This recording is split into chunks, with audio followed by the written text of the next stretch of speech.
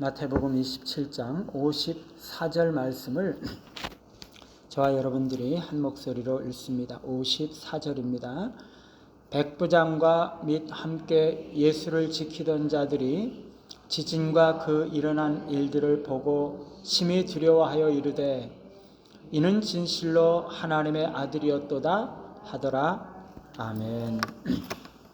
백부장의 믿음이라는 제목으로 말씀을 드립니다.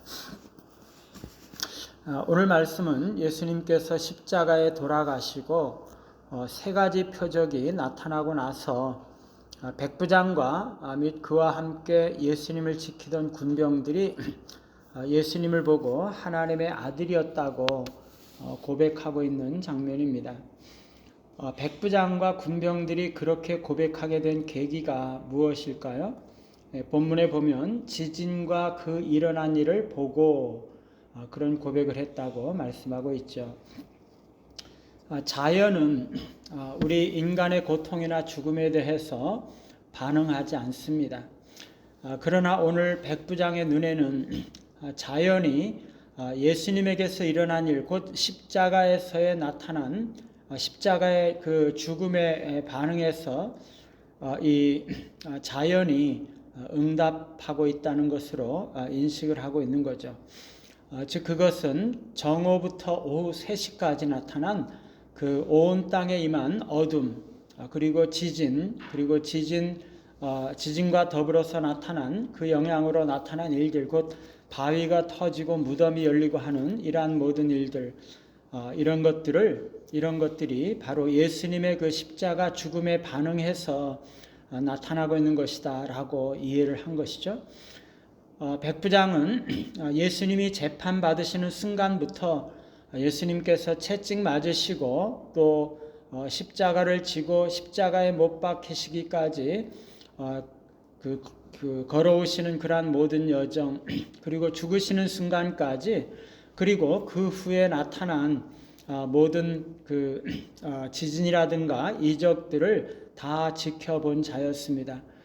그가 특별히 지진과 바위가 터지고 무덤이 열리는 것과 어둠을 바라보고서는 너무나 두려워하면서 예수님께서 진정 하나님의 아들이었다고 고백을 하고 있는 거죠. 지진이 일어나는 것을 보고 예수님을 믿고 하나님의 자녀가 되었다면 그것은 너무나 감사하고 너무나 놀라운 일이죠. 사실은요, 사람은 아무리 놀라운 기적을 본다고 해도 예수님을 믿게 되지는 않습니다. 기적을 보여준다고 해서 믿음이 생기지는 않는 거죠.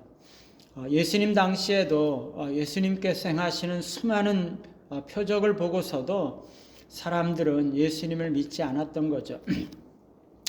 믿음이 생기기 위해서는요, 말씀이 있어야 되는 것입니다. 기적이 아니라 말씀이 있어야 되는 거죠. 하나님의 말씀이 없이는 어떤 놀라운 기적이라도 그것 자체로는 예수님을 믿지 않게 된다는 것입니다. 그리고 하나님의 은혜와 성령의 역사가 있어야 되는 것입니다.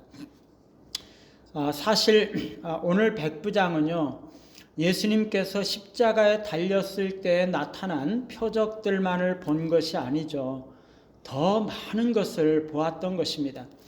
예수님께서 그 모든 그 사악한 조롱과 희롱 속에서 어떻게 반응을 했는지, 어떤 말씀을 하셨는지, 그리고 예수님께서 유대 지도자들에게 자신이 하나님의 아들이라고 주장할 때 그들이 비웃었던 일, 빌라도가 예수님을 신문할 때 자신을 유대인의 왕이라고 인정했던 일들 등등, 그리고 십자가 위에서 강도들이 예수님을 조롱하다가 한 강도가 회개하고 예수님을 영접한 일 등 그 모든 일들을 이 백부장은 다 지켜보았던 것이죠. 이 과정에서 들었던 말씀들이 그의 마음에 남아서 그것이 믿음을 가지게 되는 계기가 되었던 것입니다.